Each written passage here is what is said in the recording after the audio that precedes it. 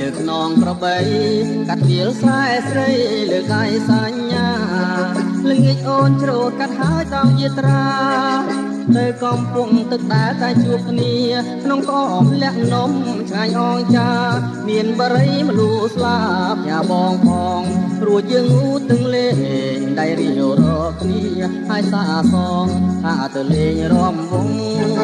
យប់នាងខែបលើកណ្ដាលស្រែពើ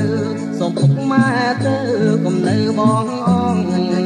បងឡើងយកទឹកណោតមួយបំពង់ញ៉ាអូនញ៉ាំក្នុងពេលលេងរំវងបងកាក្រៃហត់ញ័រចុងគង់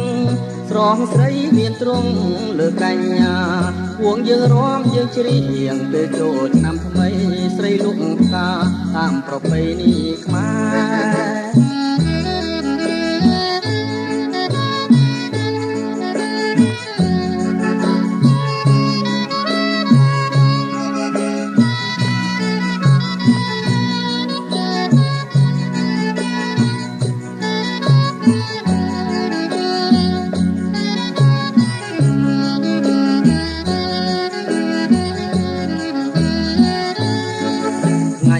បងរួចលើកនងក្របី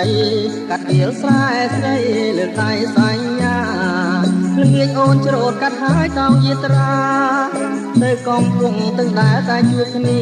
ក្នុងក្អមលាក់នំឆ្ងាញ់អងចាមានបរិយមលូស្លាប់ញ៉ាបងផងរួចយើងអ៊ូទាំងលេងដៃរៀវរកគ្នាហើយសាសងថាទៅលេងរំវង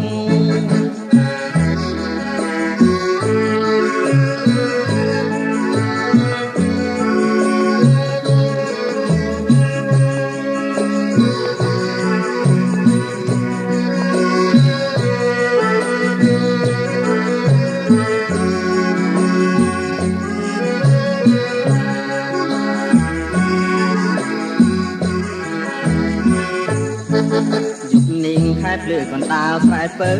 សូមពុកម៉ែទៅកុំនៅបងអងបងឡើងយកទឹកណោតមួយបំពង់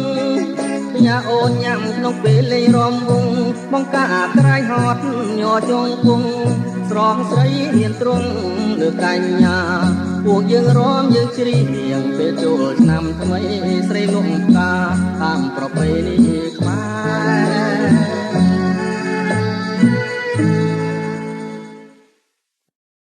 កុំសោកអូយសោងកាផឹកស្រាឡូឡាព្រមក្លែងកំសាន្តយំសូមមកគោរពមករាប់អាន